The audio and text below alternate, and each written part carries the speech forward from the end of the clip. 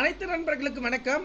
இந்த வீடியோவில் எதை பற்றி நம்ம பார்க்க போகிறோம் என்றால், நீங்கள் அனைவரும் எதிர்பார்த்து கொண்டிருக்கும் டைப்ரைட்டிங் ரிசல்ட் எப்போது வரும். நீங்கள் அனைவரும் எதிர்பார்த்து கொண்டிருக்கும் நிலையில் டைப்ரைட்டிங் ரிசல்ட்டுக்கான அப்டேட் வந்திருக்கு.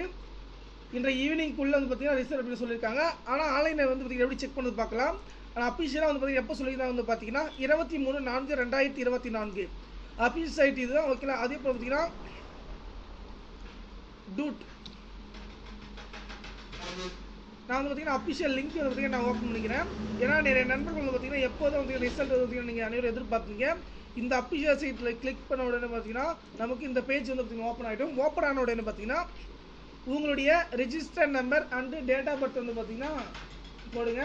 டேட் ஆஃப் பர்த் இம்பார்ட்டன்ட் விஷயம் பார்த்தீங்கன்னா உங்களுடைய register number date of birth போடணும். டச் டீட்டெயில்ஸ்னு கொடுத்த உடனே பார்த்தீங்கன்னா நமக்கான நம்ம வந்து என்ன நம்மளுடைய register number, name, date of birth, institute candidate, நம்ம வந்து ஃபஸ்ட் கிளாஸா செகண்ட் கிளாஸா என்ற தகவலை வந்து பார்த்திங்கன்னா கண்டிப்பாக வந்துடும். ரிசல்ட்டை பொறுத்த வரைக்கும் வந்து பார்த்திங்கன்னா ஒரு சூப்பரான முறையில் வந்து பார்த்திங்கன்னா எக்ஸாமினேஷன் எழுதியிருக்காங்க. கண்டிப்பாக பார்த்திங்கன்னா யாரும் வந்து பார்த்திங்கன்னா கவலைப்பட தேவை கிடையாது.